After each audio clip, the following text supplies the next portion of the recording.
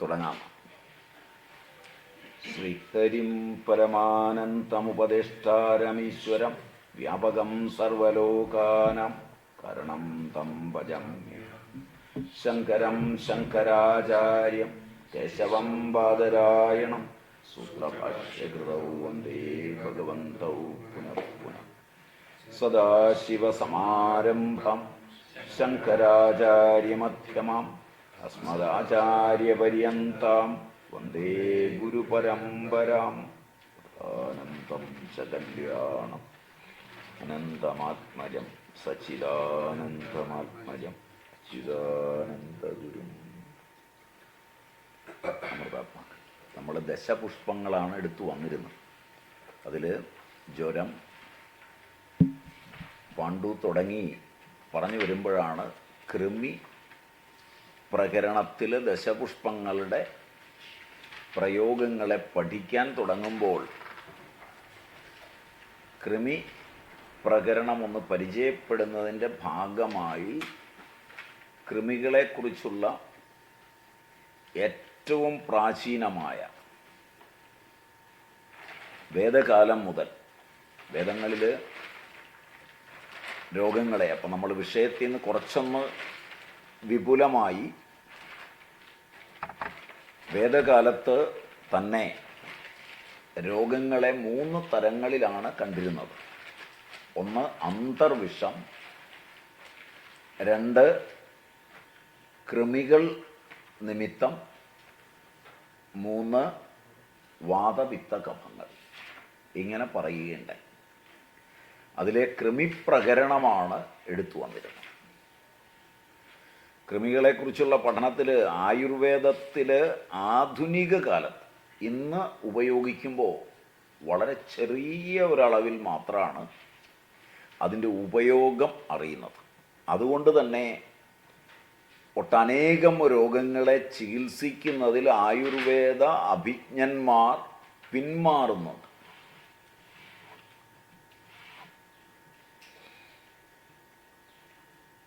പരാതങ്ങളെ കുറിച്ച് മാത്രമാണ് ആയുർവേദം കൃമി ചികിത്സയിൽ കണക്കിലെടുക്കുന്നത് എന്നൊരു ധാരണ പരക്കെ വന്നിട്ടുണ്ട്. കാരണം ആധുനിക വികാസത്തിൻ്റെ പഠനം അഥർവവേദീയമായ കൃമിപ്രകരണം വച്ചു പഠിക്കുമ്പോഴൊഴിച്ച് ആധുനിക ആയുർവേദവുമായി താരതമ്യം ചെയ്തുകൊണ്ട്, പ്രയോഗത്തിലിരിക്കുന്ന ആയുർവേദവുമായി താരതമ്യം ചെയ്തുകൊണ്ട് ആധുനിക വൈദ്യശാസ്ത്രത്തെ നോക്കിക്കാണുന്നതായാൽ ആധുനിക വൈദ്യശാസ്ത്രത്തിനുണ്ടായ ഒരു കുതിച്ചുചാട്ടം ഈ മേഖലയിലാണെന്ന് പറയാം. പ്രത്യേകിച്ച് മൈക്രോബയോളജിയിലുണ്ടായ കുതിച്ചുചാട്ടം.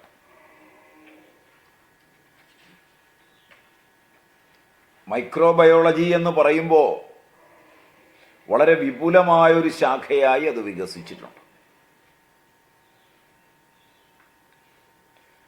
ബാക്ടീരിയോളജി, അമീബിയോളജി, വൈറോളജി, ഇങ്ങനെ അനേക ശാഖകളായി അത് വികസിച്ചിട്ടുണ്ട്.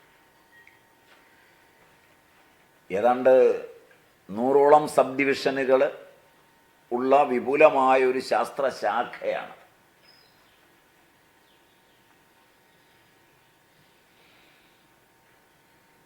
അതിൽ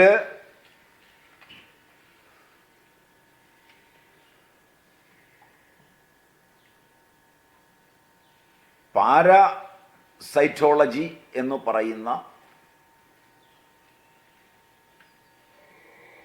ഒരു ചെറിയ അംശം മാത്രമാണ് കൃമിരോഗങ്ങൾ എന്ന നിലയിൽ ആയുർവേദം ഇന്ന് ഉപയോഗിച്ചുകൊണ്ടിരിക്കുന്നത്.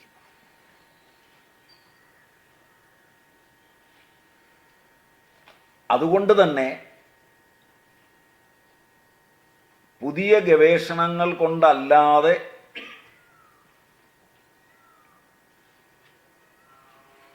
മരുന്നുകളില്ല എന്നൊരു ധാരണ ആയുർവേദം പഠിച്ചവരുടെ ഉള്ളിൽ തന്നെ ഉണ്ടാകുന്നുണ്ട്.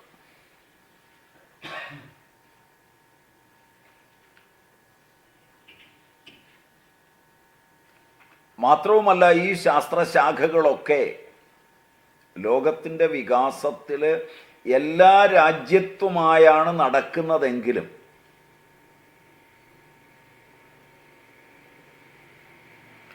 ചൈന ഒഴിച്ച്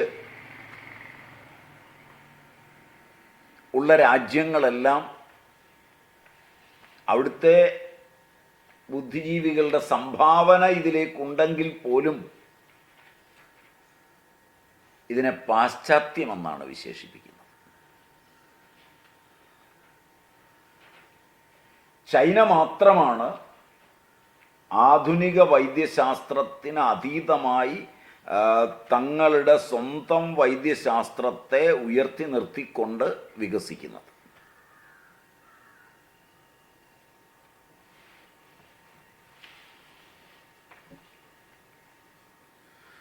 ബാക്കിയുള്ള രാജ്യങ്ങളിൽ മിക്കവാറും എല്ലായിടത്തും തന്നെ തനത് ശാസ്ത്രങ്ങൾ തമസ്കരിക്കപ്പെട്ട് കഴിഞ്ഞു പൂർണ്ണമായി. നിരന്തരമായ തമസ്കരണ പ്രക്രിയയ്ക്ക് ഒരുങ്ങിക്കഴിഞ്ഞിട്ടും സൈദ്ധാന്തികമായ ഗ്രന്ഥങ്ങൾ നിലനിൽക്കുന്നതുകൊണ്ട് ആയുർവേദം ഇന്ത്യയിൽ പൂർണ്ണമായി തമസ്കരിക്കപ്പെട്ട് കഴിഞ്ഞിട്ടില്ല. അതിന് കാരണം ആയുർവേദ മെഡിക്കൽ കോളേജുകളുള്ളതോ ആയുർവേദം പഠിച്ചിറങ്ങുന്നവരുള്ളതോ അല്ല. ചരകം, സുശ്രുതം, വാഗ്ഭടം തുടങ്ങിയ സൈദ്ധാന്തിക ഗ്രന്ഥങ്ങൾ നിലനിൽക്കുന്നു എന്നുള്ളത് കൊണ്ട് മാത്രമാണ്.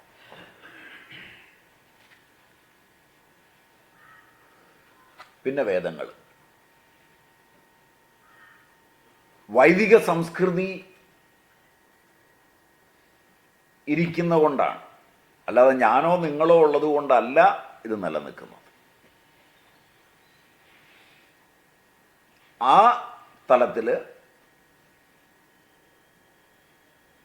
ഏതെങ്കിലും ഒരു വ്യക്തിക്ക് താല്പര്യം വന്നാൽ ആയിരക്കണക്കിന് പേറ്റന്റ് മരുന്നുകൾ ഗവേഷണം ചെയ്തിറക്കാനുള്ള ഫോമുല വൈറോളജിയിലും ബാക്ടീരിയോളജിയിലും ഒക്കെ ഉണ്ടാക്കാൻ പറ്റുന്ന വിധം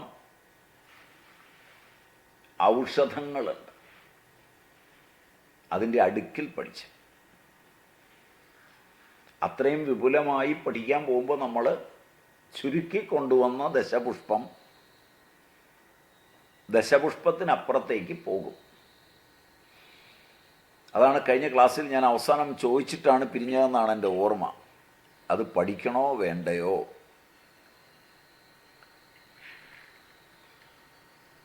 എന്ന് ചോദിച്ചിട്ടാണ് ഞാൻ പിരിഞ്ഞതെന്നാണ് എൻ്റെ ഓർമ്മ. നിങ്ങൾ ഓർക്കുന്നുണ്ടോയെന്നറിയില്ല. കാരണം കൃമിനാശകങ്ങളെക്കുറിച്ചുള്ള വൈദിക സംസ്കൃതിയുടെ വചനമുണ്ട്. അഗ്നി കൃമിനാശകമാണ്. ഈ കൃമികളെന്ന് പറയുമ്പോൾ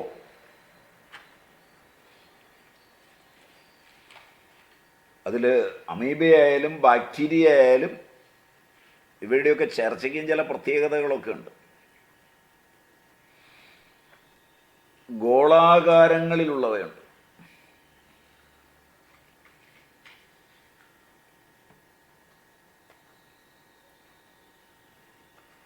അതിനെ കോക്കി എന്ന് പറയും. Coccus singular, cocci plural.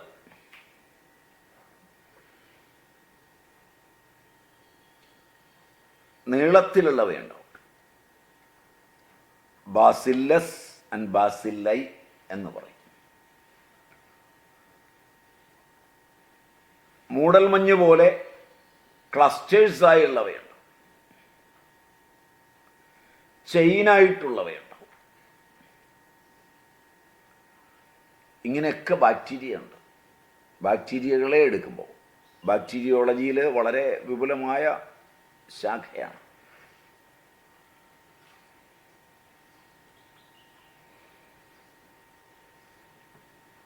പ്രോട്ടോസോവകൾ, ബാക്ടീരിയകൾ, അമീബകൾ, ഇങ്ങനെ ഒരുപാട് വകഭേദങ്ങളുണ്ട്. ഇവയ്ക്കെല്ലാമുള്ള ആയുർവേദ ഔഷധങ്ങൾ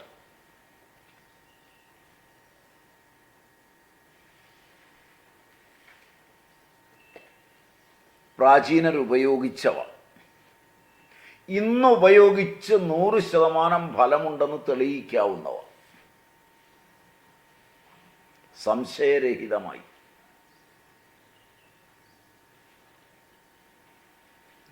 ചെലവ് കുറഞ്ഞവ.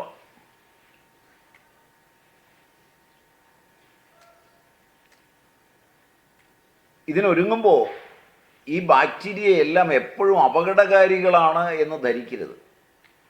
വളരെ ഉപകാരികളുമാണ് ഇവയിൽ പലതും.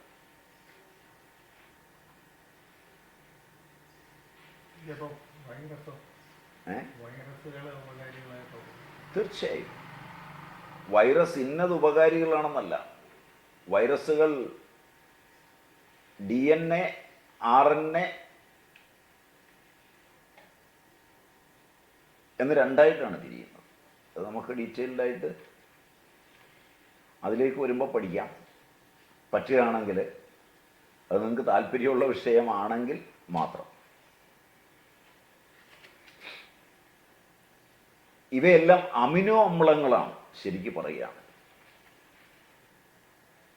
അവയ്ക്ക് വേഷം മാറാനുള്ള കഴിവ് വളരെ വേഗത്തിലാണ്. ഒരളവ് വരെ വൈദിക കാലത്തെ വെച്ചുകൊണ്ട് പറയുകയാണെങ്കിൽ അതിസൂക്ഷ്മങ്ങളായ ഈ അമിനോ അമ്ലങ്ങൾ ഭൂമിയിലുണ്ട്, വെള്ളത്തിലുണ്ട്, ആകാശത്തുണ്ട്, മനുഷ്യ ശരീരത്തിൻ്റെ ഉള്ളിലുണ്ട്, എല്ലായിടത്തുമുണ്ട്. അല്ലാതെ ഇതൊരു സുപ്രഭാതത്തിൽ എവിടുന്നെങ്കിലും വന്ന് ചേരുകയല്ല ചെയ്യുന്നത്.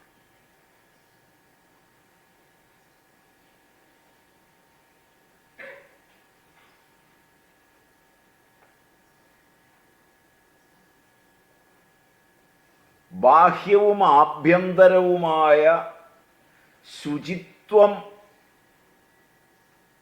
പാലിക്കുമ്പോൾ മനസ്സും ശരീരവും ശുചിയായിരിക്കുമ്പോൾ എല്ലാ അമീബകളും ബാക്ടീരിയകളും വൈറസുകളും ഉപകാരികളും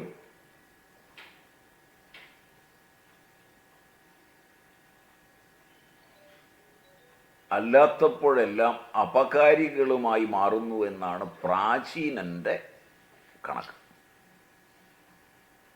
കേൾക്കുമ്പോൾ അതൊരു അന്ധവിശ്വാസമായേ തോന്നുകയുള്ളൂ. കാരണം ഭൗതിക പഠനത്തിന് അതീതമാണ് ആ പഠനം.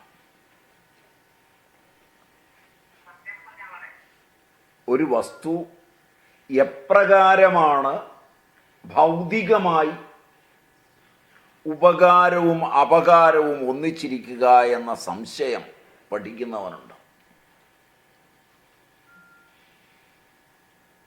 പാല് തൈരാക്കി മാറ്റുന്നതും ബാക്ടീരിയയാണ്.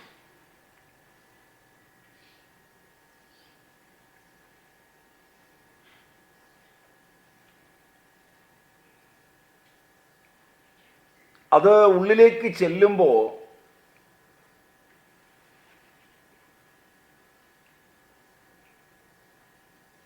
അനേക പരിണാമവിശേഷങ്ങൾ ഉണ്ടാക്കാൻ അതിന് കഴിയും.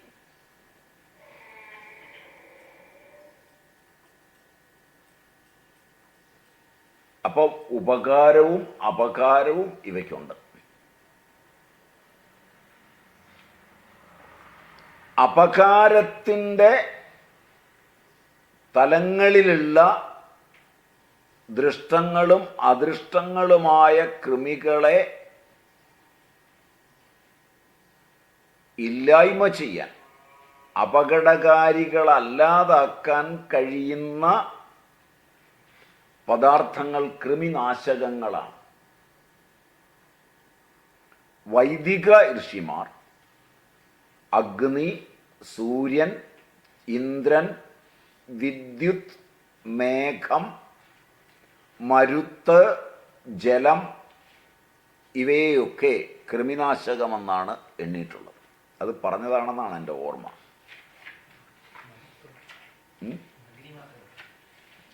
വായു മാതരിശ്വാൻ എന്ന് പറഞ്ഞാൽ വെറും വായു അല്ല, ഇലക്ട്രോ മാഗ്നറ്റിക് ഫോഴ്സ് എന്നാണ് പറയേണ്ടത്. എന്ന് പറയുന്നതാണ് കുറച്ചുകൂടെ കറക്റ്റ്. മാതരിശ്വാൻ അല്ലെങ്കിൽ മരുത്ത് എന്ന് പറയുന്നത്. ഇവിടെ വായു എന്നെടുത്താൽ മതി നിങ്ങൾ. ഇന്ദ്രൻ എന്ന് പറയുന്നതാണ് വിദ്യുത്ത്. അഗ്നി, സൂര്യൻ, ഇന്ദ്രൻ. ഇന്ദ്രൻ എന്ന് പറഞ്ഞാൽ വിദ്യുത്ത്. എല്ലാ മിന്നലും വൈദ്യുത വിശ്ലേഷണം അത് ഏറ്റവും കൂടിയതാണ് മിന്നലിലുണ്ടാകുന്നത്. മിന്നലിലുണ്ടാകുന്നത് ലക്ഷോപലക്ഷം കിലോ വാട്ടാണ് വൈദ്യുതി വരുന്നത്. അതിന് മനുഷ്യനിർമ്മിതമായ ചെറിയ ഒരു മിന്നൽ രക്ഷാജാലകം കൊണ്ടുവച്ചിട്ടൊന്നും ഒരു കാര്യവുമില്ല. പിന്നെ അത് കൊണ്ടുവച്ചിട്ടുണ്ടെന്ന സമാനത്തിൽ കിടന്നുറങ്ങാമെന്നുള്ളത് മാത്രമേ ഉള്ളൂ. കൂട്ടത്തിൽ അതും നമ്മളും കൂടെ അങ്ങ് അടിച്ചു പോകാം എന്നുള്ളതേ ഉള്ളൂ.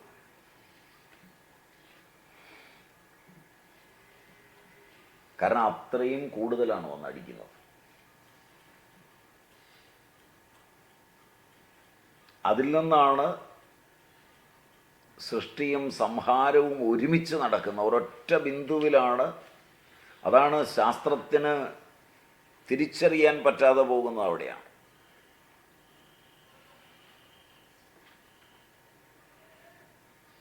ശാസ്ത്രം പഠിക്കുമ്പോൾ, ശ്രീസൂക്തമൊക്കെ പഠിക്കുമ്പോൾ അത് മനസ്സിലാവും. കാരണം അതിനകത്തുണ്ട് എല്ലാ സൃഷ്ടിയും ഉണ്ടാക്കുന്നതും എല്ലാത്തിനെയും സംഹരിക്കുന്നതും ഈ മിന്നലാണെന്നുണ്ട്.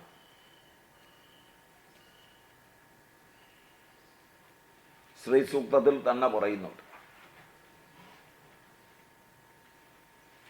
പുതിയ ജനുസ്സുകൾ ഉണ്ടാകുന്നുണ്ട് മിന്നൽ കഴിയുമ്പോൾ. ആ മിന്നലിൽ വെച്ച് തന്നെ ഒട്ടേറെ ജനുസ്സുകൾ നശിക്കുന്നുമുണ്ട്. സൂര്യനും ഈ കഴിവുണ്ട്, അഗ്നിക്കുമുണ്ട്, ജലത്തിനുമുണ്ട്, വായുവിനുമുണ്ട്, ഇടിക്കുമുണ്ട്. മേഘം എന്ന് പറഞ്ഞാൽ ഇടിയാണ്. ശബ്ദത്തിനുണ്ട്. ഇടി എന്ന് പറയുമ്പോൾ അവിടെ ശബ്ദമാണ്.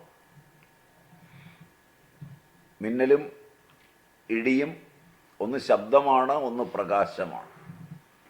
രണ്ടും തമ്മിൽ വ്യത്യാസമുണ്ട്. എല്ലാ മിന്നലിനും ഇടി ഉണ്ടാകണം എന്നില്ല, എല്ലാ ഇടിക്കും മിന്നലുണ്ടാകണം എന്നില്ല. എന്ന് പറഞ്ഞാൽ കാണാവുന്ന വിധത്തിൽ പ്രകടമായി അത്ര കണ്ടുകൊള്ളണം എന്നില്ല.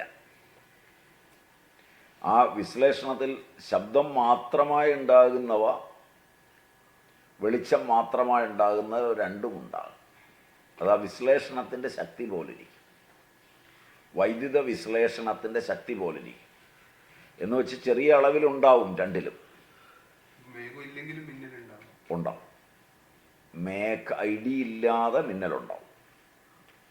ഇടിനാദം കേൾക്കുകയില്ലാത്ത മിന്നൽ കടന്നു പോകാറുണ്ട്. അതുപോലെ തന്നെ ഇടിനാദം മാത്രമായിട്ടുള്ള മിന്നലില്ലാത്ത നാദവും ഉണ്ടാകും. അതാ വൈദ്യുത വിശ്ലേഷണത്തിൻ്റെ ശക്തിക്കനുസരിച്ചാണ് ഉണ്ടാകുന്നത്. രണ്ടിലും ശബ്ദം കൊണ്ട് കൃമി നശിക്കാം, അതിൻ്റെ അമിനോ അമ്ലം മാറിപ്പോവുകയാണ് ചെയ്യുന്നത്. ഇത് കൂടാതെ അഞ്ജനം കൃമിനാശകമാണ്. മറ്റതെല്ലാം ജനറലായി പറഞ്ഞവയായതുകൊണ്ട് അവ മരുന്നായി ഒന്നും എടുത്ത് നമുക്ക് ഉപയോഗിക്കാൻ അത്ര എളുപ്പമല്ല. വെള്ളം ചൂടാക്കി ഉപയോഗിക്കാം, അങ്ങനെയൊക്കെ ചെയ്യാം. ഒരളവ് വരെ വൈദ്യുതിയുടെ പ്രകട ഉപയോഗങ്ങൾ ഒട്ടേറെ അണുക്കളെ ഇല്ലായ്മ ചെയ്തിട്ടുണ്ട്.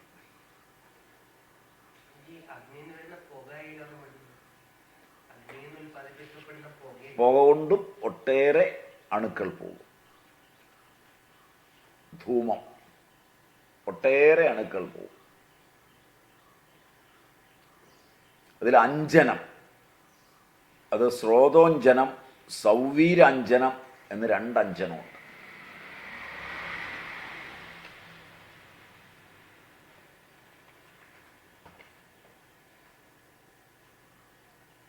അഥർവം 4:6 എടുത്താൽ യഥാഞ്ജനം ത്രൈകകുതം ജാതം ഹിമവതസ്പരി യാതും സർവാഞ്ജം ഭയത് സർവാശ്ച യാതുധന്യ എന്നൊരു സൂക്തം കാണും.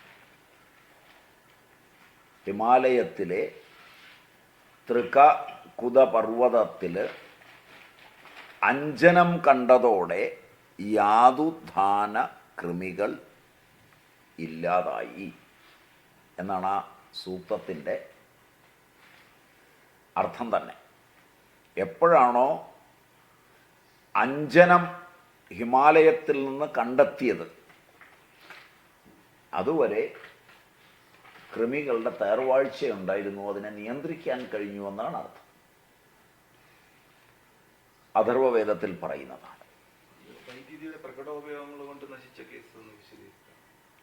ഇന്ന് കാണുന്ന ഈ ലൈനുകളെല്ലാം, അതായത് 220 kV, അതിൽ കൂടിയ KV-കൾ, മറ്റേ ചെറിയ നിങ്ങളുടെ വീട്ടിലേക്ക് വരുന്ന ഡൊമസ്റ്റിക് ലൈനുകൾ, ഇവയൊക്കെ വന്നപ്പോൾ തീർച്ചയായും അന്തരീക്ഷത്തിൽ നിന്ന് ഒരുപാട് കൃമികൾ നശിച്ചു പോയിട്ടുണ്ട്. അത് രണ്ട് തരത്തിലും ശാസ്ത്രത്തിൻ്റെ ഒരു വശത്തൂടെ നിങ്ങൾ പറയുന്ന പുരോഗതിക്ക് സൂക്ഷ്മങ്ങളായ ജീവികളെ ഒട്ടേറെ പരിണമിപ്പിക്കാനുള്ള കഴിവുണ്ട്. ആ പരിണാമം പൂർണ്ണമായും ഉപകാരപ്രദമാക്കിക്കൊണ്ടും അപകാരങ്ങളെ തടഞ്ഞുകൊണ്ടും കൊണ്ടുപോകത്തക്ക വിധത്തിൽ ആധുനിക ശാസ്ത്രകാരന്മാരുടെ ചിന്ത വികസിച്ചിട്ടില്ല. അതിന് കാരണം ശാസ്ത്രം ഒരു തൊഴിലായാണ് ഇന്ന് വികസിക്കുന്നത്. പ്രാചീനർ അത് മനുഷ്യ സമൂഹത്തിൻ്റെ നന്മയായാണ് കണ്ടിരുന്നത്. ഈ ഒരു വ്യത്യാസം രണ്ടും തമ്മിലുണ്ട്. ഇതുകൊണ്ട് പ്രാചീനരെല്ലാവരും അങ്ങനെ കണ്ടിരുന്നുവെന്നും ആധുനികരെല്ലാവരും ഇങ്ങനെ കാണുന്നുവെന്നും അർത്ഥമാക്കരുത്.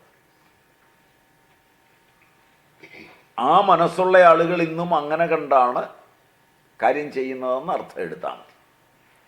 അല്ലാതെ ഒരു ഡിമാർക്കേഷൻ ലൈൻ വെച്ചിട്ട് പണ്ടുള്ളതെല്ലാം ഇങ്ങനെയായിരുന്നു എന്നൊരു വാദം ഉന്നയിക്കണ്ട, അതിന് പ്രസക്തിയില്ല. അതുകൊണ്ട് ഈ ലൈൻസൊക്കെ വന്നപ്പോൾ ഒട്ടേറെ ജീവജാലങ്ങളെ അത് ബാധിച്ചിട്ടുണ്ട്, സൂക്ഷ്മ ജീവജാലങ്ങളെ ബാധിച്ചിട്ടുണ്ട്.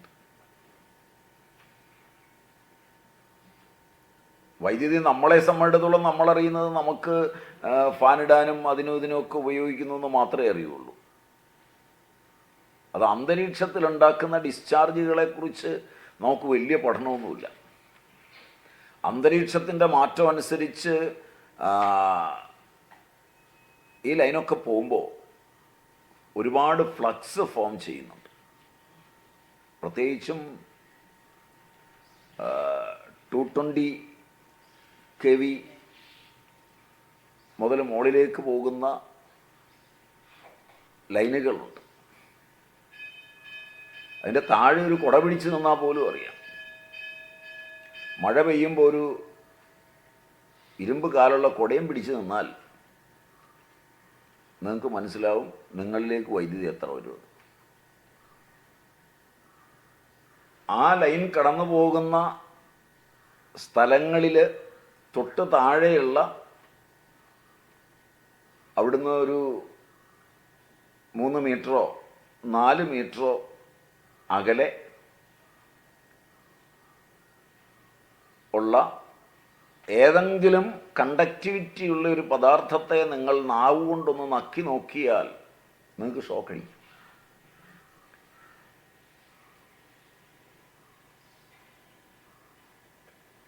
നിങ്ങൾ വൈദ്യുതി പ്രകടമായി ഇല്ലാത്ത ടെലഫോൺ ലൈനുകളിൽ നാവ് കൊണ്ട് നക്കി നോക്കിയാൽ നിങ്ങൾക്ക് മനസ്സിലാവും. അപ്പോൾ ആ അന്തരീക്ഷത്തിൽ ഉണ്ടാക്കുന്ന ഒരു ഫ്ലക്സാണത്. മനസ്സിലായില്ല?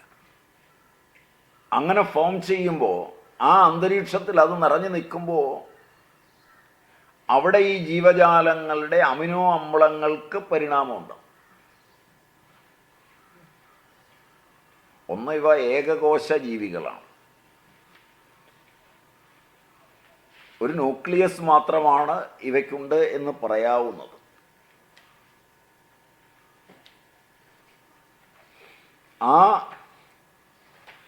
അതിൽ വരുന്ന പരിണാമം ആ ജീവിയെ പരിണമിപ്പിക്കുകയാണ് ചെയ്യുന്നത്. അത്ര സൂക്ഷ്മമായൊന്നും നമ്മൾ പഠിക്കാൻ പോകാറില്ല. അപ്പോൾ ഒരു മിന്നൽ ഉണ്ടാകുമ്പോഴും വലിയ പരിണാമമാണ് നടക്കുന്നത്. ചെറിയ പരിണാമമൊന്നുമല്ല നടക്കുന്നത്. അതിശക്തമായ പരിണാമം തന്നെയാണ് നടക്കുന്നത്.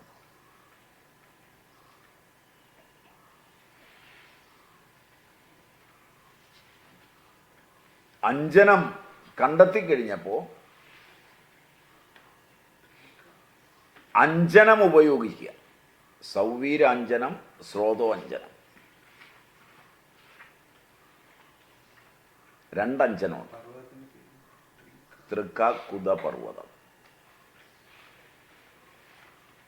യദാഞ്ജനം ത്രൈകകുതം ജാതം ഹിമവതസ്പരി യാതുംശ്ച സർവാഞ്ജം ഭയത് സർവാശ്ച യാതു ധന്യഃ.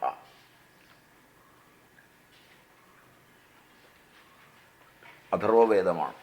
അഥർവവേദത്തിൽ 4, 6, 6.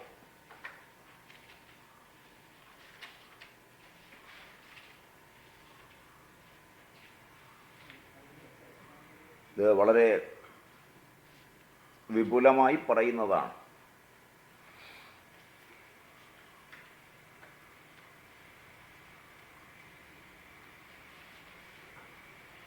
അഞ്ജനത്തെക്കുറിച്ചുള്ള ഒരു പിടി പഠനങ്ങൾ ഇന്ത്യയിൽ നടന്നിട്ടുണ്ട്. ഇന്ത്യയിലെമ്പാടും ക്ഷേത്രങ്ങളിലെ വിഗ്രഹങ്ങൾ അഞ്ജനം കൊണ്ടുണ്ട്. ഇവിടെ അടുത്തുള്ളത് കുമാരനല്ലൂർ കാർത്യായനി ക്ഷേത്രത്തിൽ വിഗ്രഹം അഞ്ജനം കൊണ്ടുള്ളതാണ്. ഏതാ? തിരുനെല്ലിയും ഉണ്ട്. അഞ്ജനം കൊണ്ടുള്ള വിഗ്രഹത്തിൽ അഭിഷേകം ഉണ്ടാവില്ല. കാരണം അഞ്ജനം അലുക്കും. അതുകൊണ്ടാണ് കുമാരനെല്ലൂരൊക്കെ മഞ്ഞപ്പൊടി കൊണ്ടുള്ള അഭിഷേകമേ ഉള്ളൂ. ആ മഞ്ഞപ്പൊടി വൈറൽ ആയിട്ടുള്ള രോഗങ്ങളെ മിക്കവാറും എല്ലാം മാറ്റാറുണ്ട്. പ്രത്യേകിച്ച് ഹെപ്പറ്റൈറ്റിസിൻ്റെ വിവിധ തലങ്ങളെ, എയും ബിയും സിയും ഒക്കെ.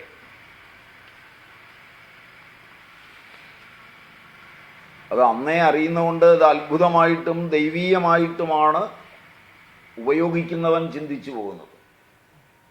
എൻ്റെ ശാസ്ത്രം അറിയുന്നവർക്കറിയാം ഇതാ പ്രസാദത്തിൻ്റെ കഴിവാണ്.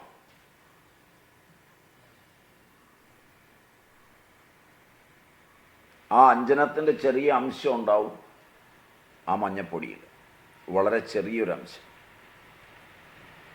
അത് മതിയാവും. അഞ്ജനം വന്നതോടെ കൃമികൾ ഇല്ലാതായി എന്ന് പറയുന്നുണ്ട്. അടുത്തത് ഹിമാലയത്തിലാണ് ആദ്യം കണ്ടെത്തിയത്. അതുകൊണ്ടാണ് അഥർവം അങ്ങനെ പറഞ്ഞിരിക്കുന്നത്. മറ്റു പലയിടത്തും ഉണ്ടാവും. അടുത്തത് സീസം. മലയാളത്തിൽ ഈയം എന്ന് പറയും. ലെഡ്. അഥർവം 1:16 സീസത്തെ പറ്റി പറയും. സീസമ്മ ഇന്ദ്ര പ്രായശ്ചത്തഭംഗയാതുജാതനം. സീസം എനിക്കിന്ദ്രൻ തന്നു. അത് യാതുകൃമികളുടെ അന്തകനാണ് എന്ന് അവിടെ കാണാം. ഇതം വിഷ്കന്ധം സഹത ഇതം ബാധതേ അത്രിണഃ അനേന വിശ്വാസ സഹേയാതു ജാതാനി പിശാച്യാഃ. ഈ സീസം, ഈയം വിഷ്കന്ധരോഗത്തെ ശമിപ്പിക്കുന്നു, അത്രികൃമികളെ നഷ്ടമാക്കുന്നു. ഇതെല്ലാവർക്കും ശമനം നൽകുന്നു. പിശാചകൃമികൾ എത്ര വളർച്ച പ്രാപിച്ചാലും സീസം നശിപ്പിക്കുന്നു.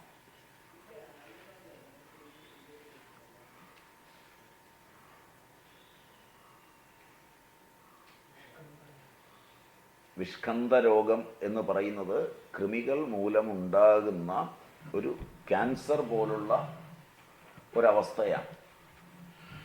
അതിന് ഏറ്റവും നല്ല ഔഷധം ഈയമാണ്. ലെഡാണ് ഇന്ത്യയിൽ ഏറ്റവും കൂടുതൽ ഉപയോഗിച്ചിട്ടുള്ളത്. ഒരളവ് വരെ ഇന്നും എന്താണ് കാരണമെന്ന് കണ്ടുപിടിക്കാനാവാത്ത പ്രമേഹം ഈയം കൊണ്ടാണ് എളുപ്പം ശമിപ്പിക്കാൻ പറ്റും. പ്രമേഹത്തിന് ഉണ്ടാക്കുന്ന ഔഷധങ്ങളിലെല്ലാം തന്നെ, മിക്കവാറും ഔഷധങ്ങളിലെല്ലാം തന്നെ അപകടകരമായ അളവിൽ ഈയം ഉണ്ടാവും, ലെഡുണ്ടാവും. സസ്യജാലങ്ങളിൽ നിന്ന് വരുന്ന ലെഡായാലും മെറ്റൽ എന്ന അളവിൽ വരുന്ന ലെഡായാലും ഇന്ത്യയിൽ ലെഡിൻ്റെ അളവ് വളരെ കൂടുതലാണ്. ജലത്തിലായാലും മറ്റുള്ളതിലായാലും ഒരളവ് വരെ ട്രോപ്പിക്കൽ ക്ലൈമറ്റിൽ ലെഡിൻ്റെ അളവ് കൂടുതലായതുകൊണ്ടാണ് തണുപ്പ് രാജ്യങ്ങളിലുള്ള അണുക്രിമികൾ ഇവിടെ കുറവായിരുന്നു. ഇവിടുത്തെ ഔഷധങ്ങളിലും ലെഡിൻ്റെ അളവ് വളരെ കൂടുതലാണ്. ക്യാൻസർ ചികിത്സയിൽ ലെഡ് വളരെ ഫലപ്രദമായി ഉപയോഗിച്ച് പോന്നിരുന്നതാണ് പ്രാചീന ആയുർവേദ സംഹിതകളിലെല്ലാം. അവിടെ ആധുനികതയും പൗരാണികതയും തമ്മിലുള്ള ചെറിയൊരു അന്തരം, ഇവയെല്ലാം ശുദ്ധി ചെയ്യുന്നതിനുള്ളൊരു പ്രക്രിയ, ഔഷധമാക്കി മാറ്റുമ്പോൾ ശുദ്ധി ചെയ്യുന്നതിനുള്ളൊരു പ്രക്രിയ പ്രാചീനർക്ക് നന്നായി അറിയാം. കമ്പനികളുടെ ആഗമനത്തോടുകൂടി ശുദ്ധി പ്രക്രിയ വേണ്ടത്ര ശ്രദ്ധയോടെ അല്ലാതായി തുടങ്ങി. വ്യാവസായിക പ്രാധാന്യം വരുമ്പോഴാണ് ശുദ്ധി പ്രക്രിയകൾ ലോപിക്കുന്നത്.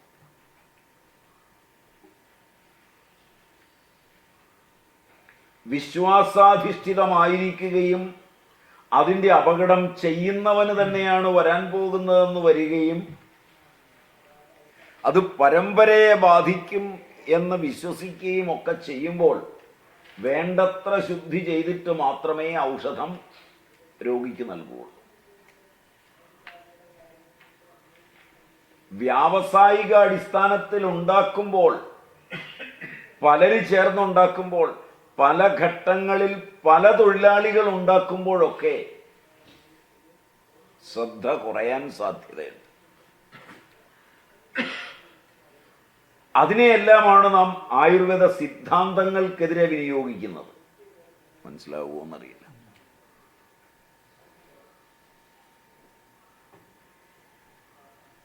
സൈദ്ധാന്തികമായി അവയെ ഉപയോഗിക്കുന്നതിന്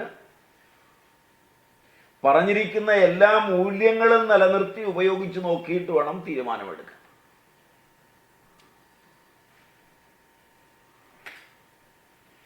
ലഡ് വളരെ ഇതായി ഉപയോഗിച്ചു ഒട്ടേറെ ശ്ലോകങ്ങളിൽ. അഥർവവേദത്തിൽ മാത്രമല്ല, ശതപഥ ബ്രാഹ്മണം എടുത്താൽ ഇന്ദ്രത്തത് സീസേനാവജധാന എന്ന് കാണാം.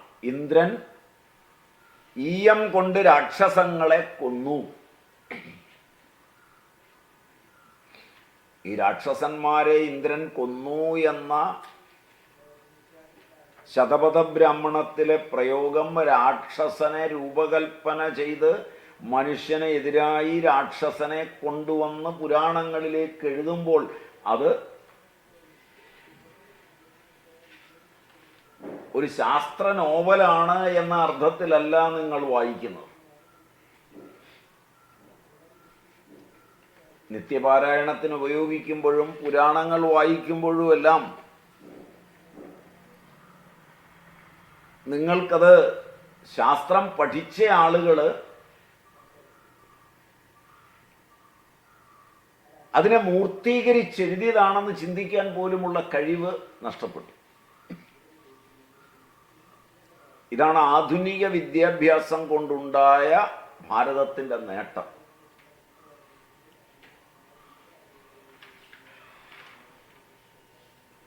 വേദങ്ങളോ വൈദിക സംസ്കൃതിയോ പഠിക്കാതെ പുരാണങ്ങൾ വായിക്കുകയും അതിൽ നിന്ന് തീരുമാനങ്ങൾ കൈക്കൊള്ളുകയും ചെയ്യുന്ന ഒരു ജനത രൂപാന്തരപ്പെട്ടു. അവിടെയാണ് ഇടിയെയും മിന്നലിനെയും ഒക്കെ ആരാധിച്ചു എന്നുള്ള അതിൻ്റെ അടിസ്ഥാനത്തിലുള്ള സൂക്തങ്ങളാണെന്നൊക്കെയുള്ള യുക്തിവാദികളുടെയൊക്കെ ചിന്തകൾ രംഗത്ത് വന്നത്.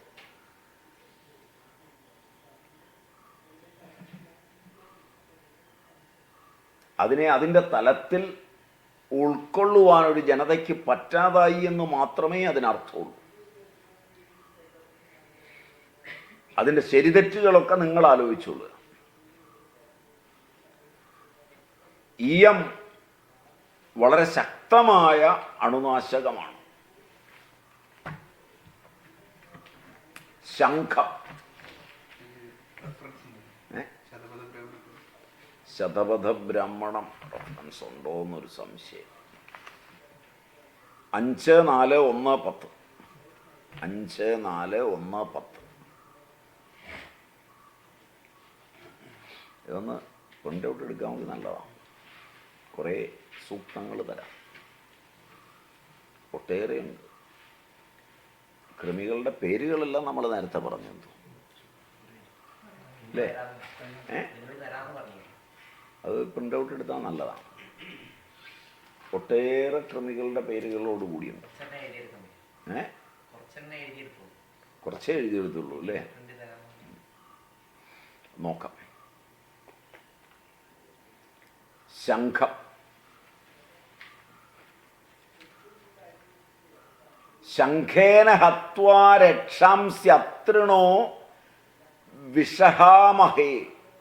അഥർവം 4:10-3. ശംഖങ്ങളെ കൊണ്ട് രാക്ഷസങ്ങളെയും അത്രികളെയും ഹനനം ചെയ്ത് രോഗം ശമിപ്പിക്കുന്നു.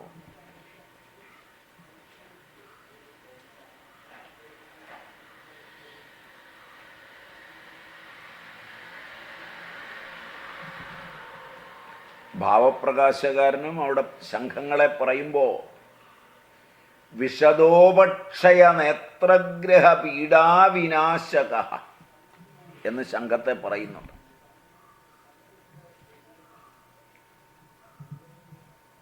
ശംഖിൻ്റെ ഉപയോഗം പറയും. അതുകൊണ്ടാണ് ശംഖനാദത്തിനു വരെ കൃമികളെ നശിപ്പിക്കാൻ കഴിയുമെന്ന്. അതിനാണ് ശംഖങ്ങൾ വിളിക്കുന്നതൊക്കെ. കാരണം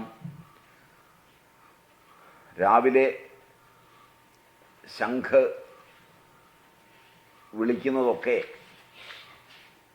അതുപോലെ ശംഖിനകത്ത് പൂരണമായി ജലമെടുത്ത് തളിക്കുന്നതുമൊക്കെ അണുനാശകമെന്ന നിലയിലാണ്.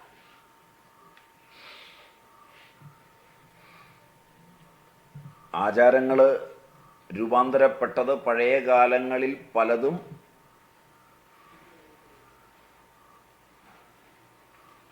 ഇങ്ങനെയുള്ള അറിവുകളിൽ നിന്ന് രൂപാന്തരപ്പെട്ടവയാണ്. കാലക്രമത്തിൽ അവയ്ക്ക് ലോപം വരികയോ അവ എളുപ്പവഴിയിൽ മാറുകയോ ചെയ്തിട്ടുണ്ട്. എളുപ്പവഴിയിൽ മാറിയതാണ് ഇന്ന് കാണുന്നത്. ഇന്ന് ശംഖ് ആയിരിക്കില്ല പലയിടത്തും ക്ഷേത്രങ്ങളിൽ വിളിക്കുന്നതും ഉപയോഗിക്കുന്നതും.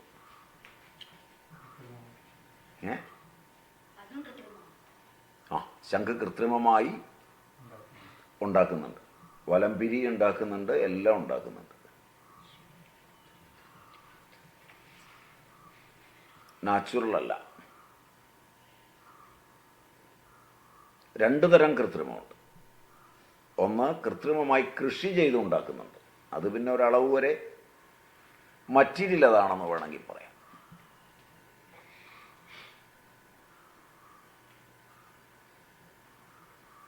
മുത്തും ശംഖുമൊക്കെ ഇന്ന് കൃത്രിമമായി കൃഷി ചെയ്യുന്നുണ്ട്. ഓഷ്യാനോഗ്രഫിയിലെ വലിയൊരു വിഷയം തന്നെയാണ്.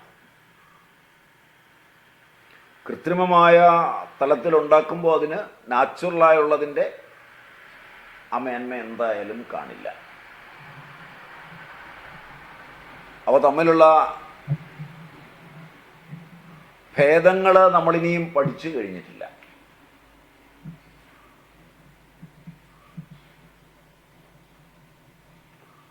നാച്ചുറലായിട്ടുണ്ടാകുന്ന ഒരു പശുവിൻ്റെ പാലും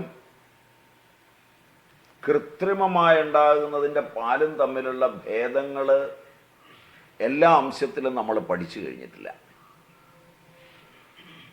കൃത്രിമമായി ഉണ്ടാക്കിയവയാണ് ലാബിൽ പാലെടുത്ത് പരീക്ഷണം നടത്തുന്നതെങ്കിൽ അതിൽ നിന്ന് അപകടകരങ്ങളായ അംശങ്ങൾ വല്ലതും കണ്ടെത്തിയാൽ പാല് അപകടകാരിയാണ് എന്നുള്ള സംജ്ഞ വരാനും എളുപ്പമുണ്ട്. നൂറ്റാണ്ടുകളായി പാല് സമീകൃത ആഹാരമാണ്, ഉത്തമമാണ് എന്ന ചിന്തയ്ക്ക് വിപരീതമായ ഒരു ആശയം ശാസ്ത്രലോകത്ത് വയ്ക്കാൻ അത് കാരണമായി തീരും.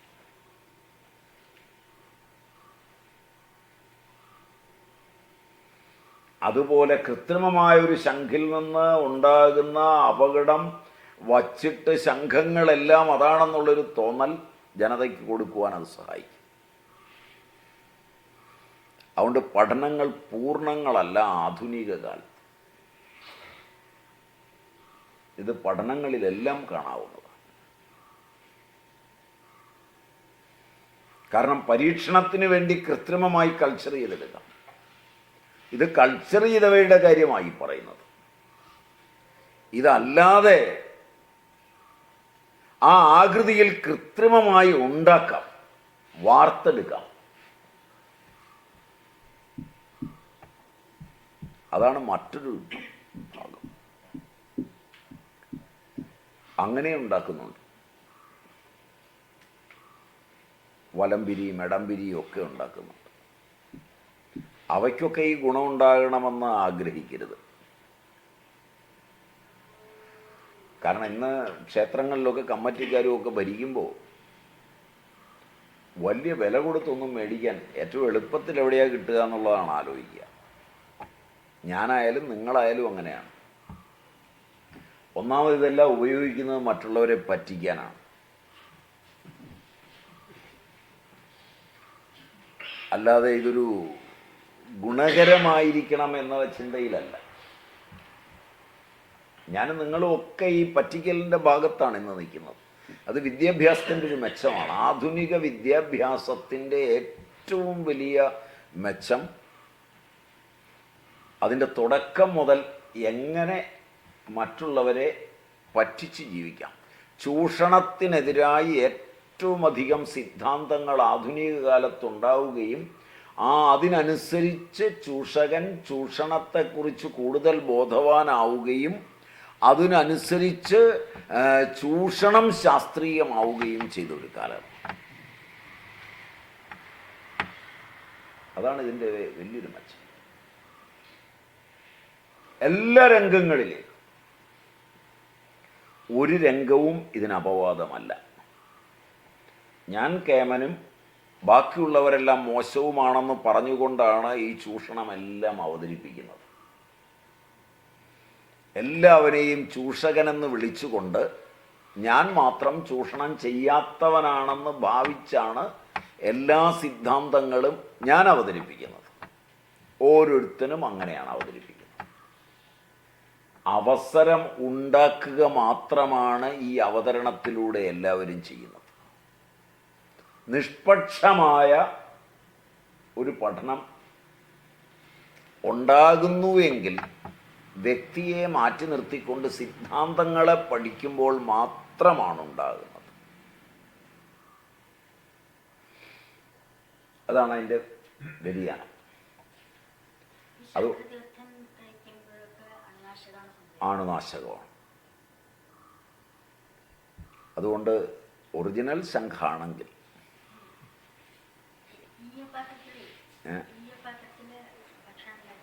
കഴിക്കുന്നതും അതുകൊണ്ടാണ്. അത് ഈയം ശുദ്ധി ചെയ്തതായിരിക്കാം. അതാണ് അതിൻ്റെ ഏറ്റവും വലിയ പ്രശ്നം. ഈയത്തിൻ്റെ അംശം ശരീരത്തിലേക്ക് ചെല്ലും. പഴയ കാലത്ത് എല്ലാം ഈയം പൂശിയ പാത്രങ്ങളാണ് ഉണ്ടായിരുന്നത്. രോഗങ്ങൾ ഇത്രയും ഉണ്ടായിരുന്നില്ല എന്നുള്ളത് നിങ്ങൾക്ക് ചിന്തിച്ചാൽ മനസ്സിലാവും. അണുക്കൾ പോകാൻ ഏറ്റവും നല്ലതാണ്. അത് ഒരുപാട് പ്രോസസ്സുണ്ട്. ഔഷധമാകും. മാഗിയിലെ ഈയം കണ്ടു എന്നുള്ളത് കൊണ്ട് ഒന്നുമല്ല. ഇത് കമ്പനികൾ തമ്മിലുള്ള മത്സരവും അത് ഭരണാധികാരികൾക്ക് കിട്ടുന്ന കിക്ക് ബാക്കിൻ്റെ പ്രശ്നവുമൊക്കെയാണ് ഇതിനകത്തെ ചർച്ച. അത് ജനങ്ങളുടെ മുമ്പിലേക്ക് എത്തുമ്പോൾ ഒരു വികാര പ്രശ്നമായി മാറുന്നു എന്നുള്ളത് മാത്രമേ ഉള്ളൂ. അത് ഏതെങ്കിലും ഒരു ആൾ ഗവേഷണം ചെയ്യുന്നു, കണ്ടെത്തുന്നു, ഉടനെ പബ്ലിക്കാക്കുന്നു, അത്രയൊക്കെ ഉള്ളത്. അതിനെ നമ്മൾ ഇതുമായിട്ട് ബന്ധിപ്പിച്ച് പഠിക്കാതിരിക്കുകയാണ് നല്ലത്. അതിൻ്റെ കാരണം എന്താ വെച്ചാൽ ഭരണാധികാരികളുടെ കിടമത്സരങ്ങൾ, രാഷ്ട്രീയക്കാരുടെ മത്സരങ്ങൾ ഒക്കെ ആധുനിക കാലത്ത് കൂടും. ഒരു രാജഭരണകാലം എന്ന് പറയുമ്പോൾ മിക്കവാറും രാജാവ് ഉത്തമനോ അധമനോ ആയിരിക്കും. അധമനായ രാജാവിനോടൊപ്പം അധമന്മാരായ കൂട്ടുകെട്ടുകളുണ്ടാവും. അത് അധിക കാലമൊന്നും നിലനിൽക്കുകയില്ല. ഒരു രാജാവിന് അധിക കാലമൊന്നും പിടിച്ചു നിൽക്കാൻ പറ്റില്ല. അധമ പ്രവർത്തികൾ ചെയ്തുകൊണ്ട് അധിക കാലം ഒരു രാജാവിന് പിടിച്ചു നിൽക്കാൻ പറ്റില്ല. കാരണം രാജാവ് ഒറ്റയ്ക്കേ ഉള്ളൂ, വലിയൊരു സംഖ്യ ജനമുണ്ട്. ജനാധിപത്യത്തിൽ അങ്ങനെയല്ല. ജനാധിപത്യത്തിൻ്റെ ഏറ്റവും വലിയ പ്രശ്നം അത് സമൂലം അധമനും ഉത്തമനും സംഘടിക്കുകയാണ് ചെയ്യുന്നത്. ഉത്തമന്മാർ സംഘടിക്കാറില്ല. ഉത്തമന്മാരെ യോജിപ്പിക്കുന്നതിനും കൂടെ നിർത്തുന്നതിനും സിദ്ധാന്തങ്ങൾ ഉണ്ടാവും. അധമന്മാർ പ്രവർത്തിക്കുന്നതിന് പ്രയോഗവും ഉണ്ടാവും. പ്രയോഗവും സിദ്ധാന്തവും ചേർത്താണ് ജനാധിപത്യത്തിലെ എല്ലാ പ്രസ്ഥാനങ്ങളും രൂപപ്പെടുന്നത്. അതിൻ്റെ സൈദ്ധാന്തിക തലങ്ങളിൽ ഉത്തമന്മാരെ കയറ്റിയിരുത്തും, അതിൻ്റെ പ്രയോഗ തലങ്ങളിൽ അധമന്മാരുണ്ടാവും. അങ്ങനെ ജനാധിപത്യം രൂപാന്തരപ്പെട്ട് കഴിഞ്ഞാൽ രാജഭരണം പോലെ ഇതിനെ എടുത്തു മാറ്റാൻ പറ്റില്ല.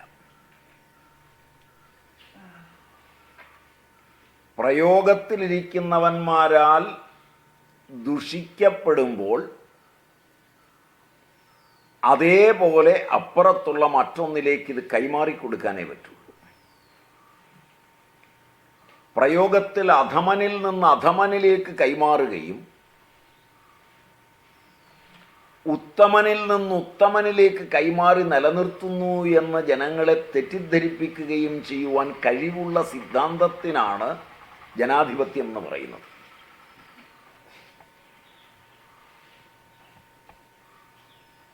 ജനാധിപത്യത്തിൻ്റെ വൈകല്യങ്ങളിൽ ഒന്നാമത്തതാണ്. ജനാധിപത്യം എന്നൊരു ആധിപത്യമില്ല.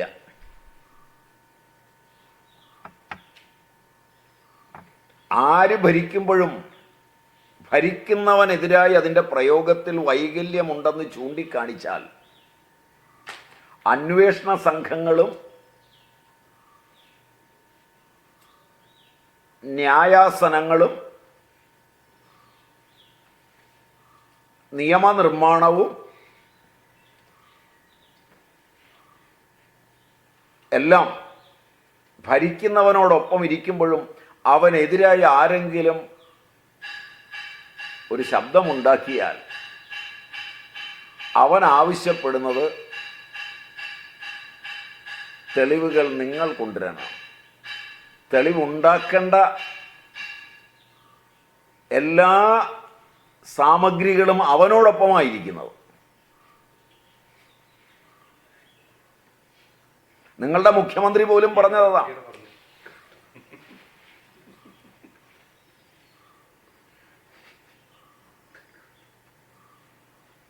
അതുകൊണ്ട് എപ്പോഴും സിദ്ധാന്തവും പ്രയോഗവും പരസ്പര വിരുദ്ധമായാണ് സഞ്ചരിക്കുന്നത്. കപ്പ് കുടിച്ചിട്ടാവാം.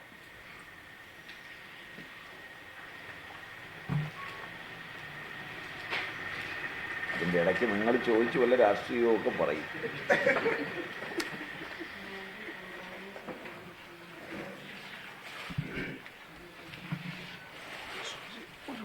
അടുത്തടുത്തുപോലെ 62 പ്രാക്ടീസ്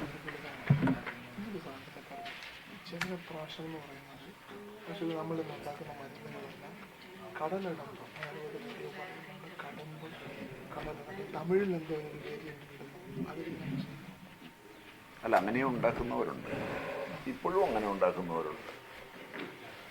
അപ്പോൾ അതാണോ ശരി, ഇതാണോ ശരി? രണ്ടും ഉപയോഗിക്കാം, കുഴപ്പമൊന്നും. തമിഴ് ഗ്രന്ഥങ്ങളിൽ പറയുന്നത് വേറെന്തോ സർവത്തിനെന്തോ റൂട്ട് അങ്ങനെ ഒരു രണ്ടും ഉപയോഗിക്കാം. അങ്ങനെ ചെടി ഉണ്ടോ ശരിക്കും? കടമ്പെന്ന് പറഞ്ഞിട്ടില്ല, അതെ കടലടമ്പ് എന്ന് പറയുന്നത് തമിഴ് വാക്കുകൾ ഈ രീതിയിൽ ഉപയോഗിക്കുന്നുണ്ട്.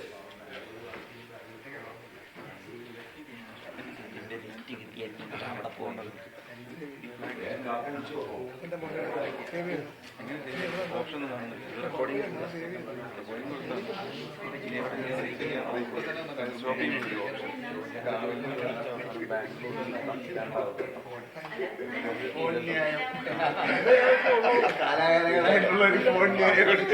ബാംഗ്ലൂർ ഇല്ലാണ്ടാവുക, പിന്നെ നിങ്ങൾക്ക് അവിടെ വരെ പോകാൻ പറ്റില്ല.